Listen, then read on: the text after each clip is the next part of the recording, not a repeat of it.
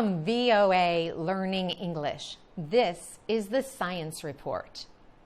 The Blue Point oyster is returning to the Great South Bay of New York after almost disappearing from the world marketplace.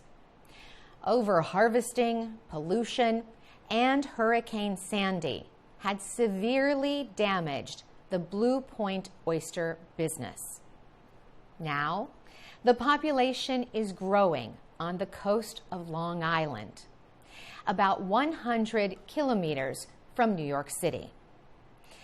When the huge ocean storm called Sandy hit Long Island in 2013, it destroyed the Blue Point oyster beds. John Cochran is a councilman in the town of Islip.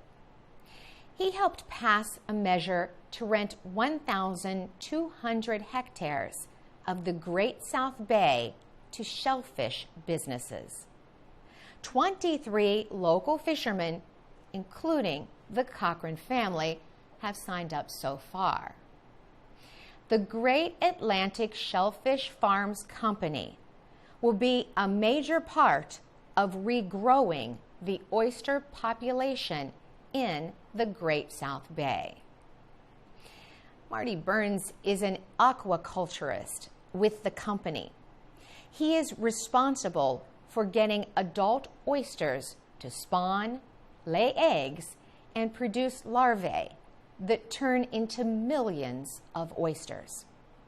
He puts them in large tanks filled with salt water. The larvae absorb their food for about 2.5 weeks. After 6 weeks, many millions of these little oysters are taken to farms in the bay and placed in wire boxes to grow. In 18 months, these oysters will be ready for market.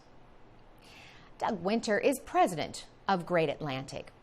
He says the business is much better than the bay bottom harvesting of the 1800s.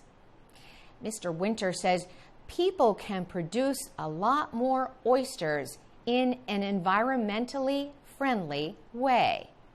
And the oysters are not just good to eat, they are also good for the water.